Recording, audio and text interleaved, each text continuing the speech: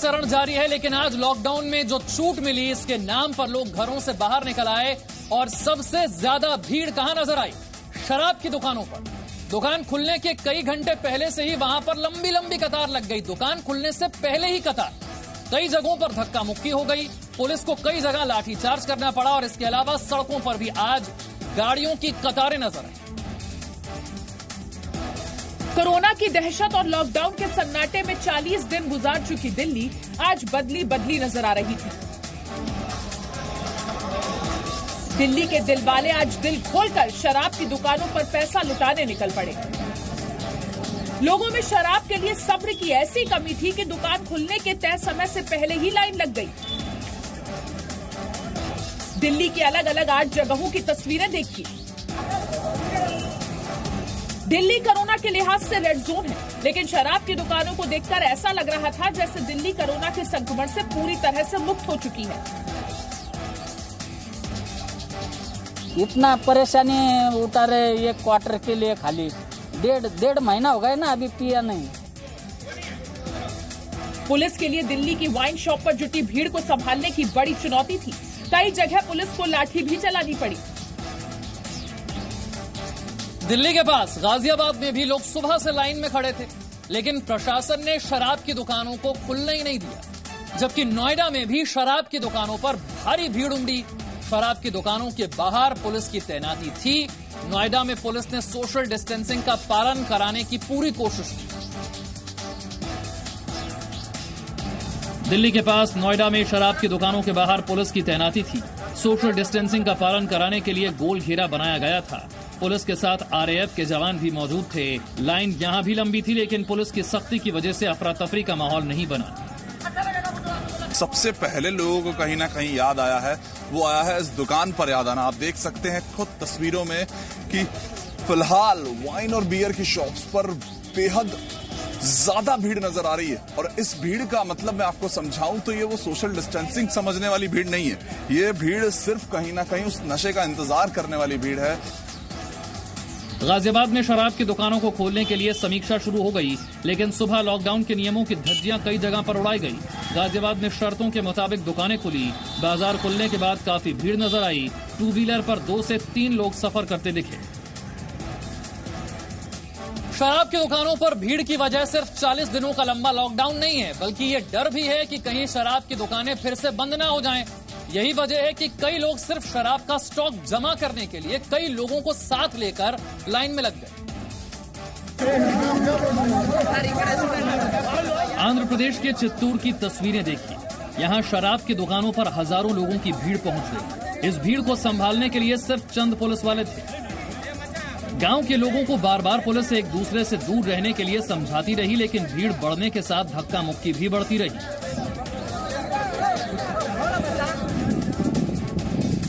आंध्र प्रदेश के मोपल्ला गांव में भी ऐसे ही हालात थे। शराब की दुकान पर लंबी लाइन नजर आई। पुलिस लोगों की भीड़ को काबू करने में जुटी थी। लोग बार बार एक दूसरे के नजदीक आ रहे थे। सोशल डिस्टेंसिंग लागू करवाना पुलिस के लिए एक बड़ी चुनौती बनी रही। और शराब की दुकानों में इस तरह की भीड़ देखकर कई सवाल उठ रहे हैं। सरकार ने जिन सख्त नियमों के साथ दुकानें खोलने की इजाजत दी है, लोगों में उस तरह का सब्र नहीं है। जिन्हें आज काफी मशक्कत के बाद शराब मिल गई, वो क्या कहते हैं, जरा ये सुनिए। बहुत टाइम से वेट कर रहा हूँ।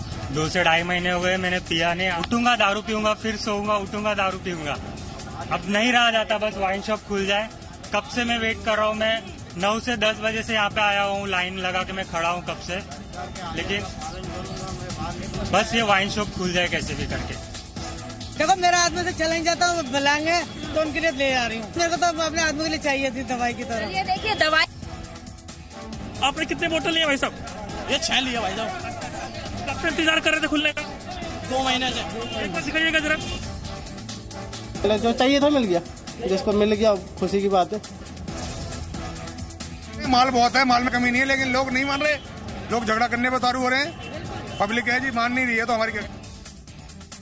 ये हाल है। जिन्हें शराब मिल गई वो कितने खुश हैं ये आप देख रहे हैं, लेकिन कुछ लोगों को शराब के बदले पुलिस की लाठी मिली है।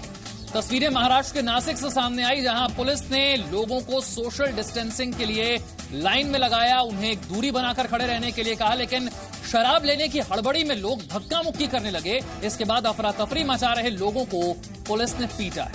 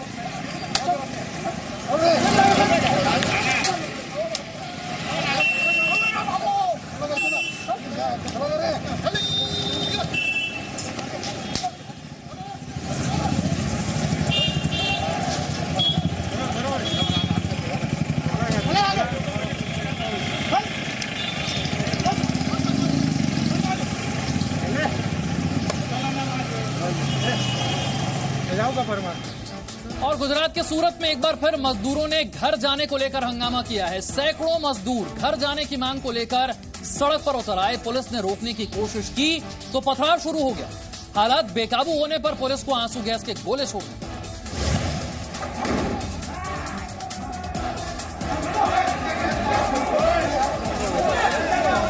सूरत में मजदूरों का हंगामा लगातार जारी है।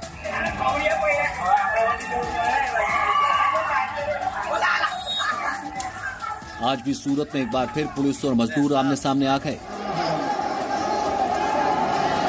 मजदूर लंबे समय से घर लौटने के इंतजाम की मांग कर रहे थे। पिछले हफ्ते भी मजदूरों और पुलिस में झड़प हुई थी। सूरत के पालसाड़ा में वरेली गांव में आज अचानक मजदूर इकट्ठा हो गए। पुलिस मजदूरों को वापस घर भेजने के लिए पहुंची थी, लेकिन मजदूरों ने पथराव शुरू कर दिया। हालात इतने बिगड़ गए कि पुलिस को आंसू गैस छोड़ने पड़े। सूरत में हीरा और तमाम व्यापार से लाखों मजदूर जुड़े हैं। बिहार, झारखंड और यूपी के मजदूर कई बार प्रदर्शन कर चुके हैं। और सूरत की तरह पुणे में भी मजदूरों ने घर जाने की मांग को लेकर हंगामा किया है। मजदूर तुरंत घर जाने के लिए ट्रांसपोर्ट की मांग कर रहे थे। पुणे की सड़कों पर उमड़ी ये भीड़ मजदूरों की है। सामने चंद पुलिस वाले हैं। मजदूर प्रदर्शन करते हुए चौराहे पर जमा हो गए। ये लोग प्रशासन से वापस अपने राज्य जाने की व्यवस्था करने की मांग कर रहे थे। पुलिस ने किसी तरह से मजदूरों को समझाया, लेकिन जब भीड़ नहीं मानी तो पुलिस ने लाठीचार्ज कर दिया।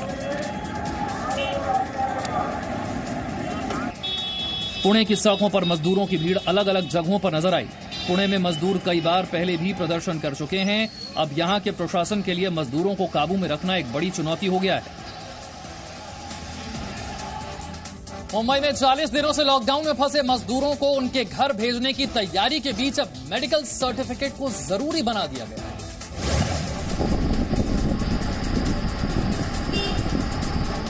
1 से 1.5 किलोमीटर तक लंबी लाइन।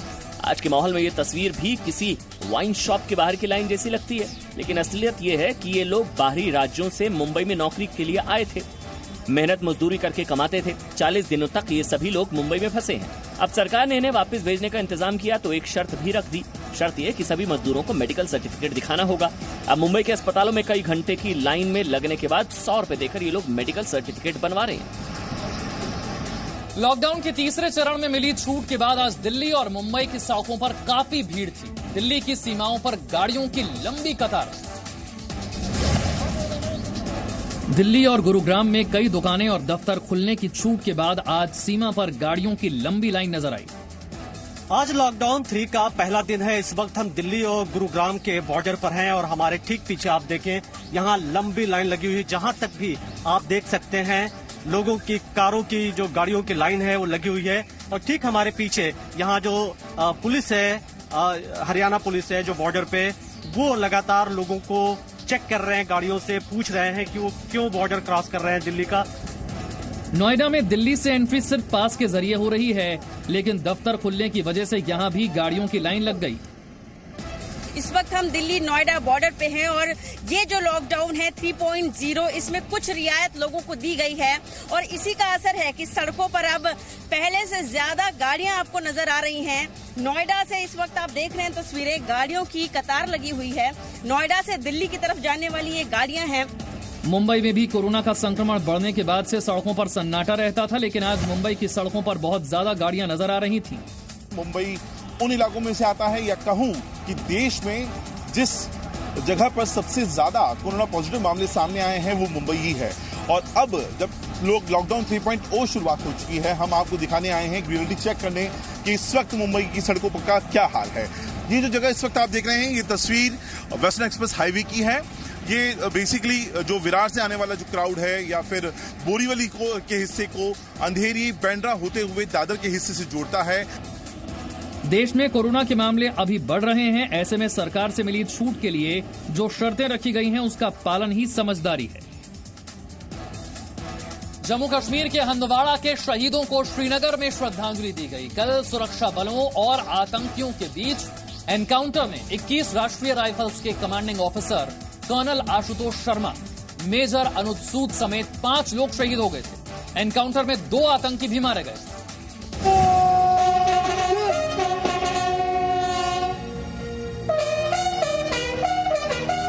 ये हंदवाड़ा में आतंकियों से मुठभेड़ में शहीद कर्नल आशुतोष शर्मा का परिवार है।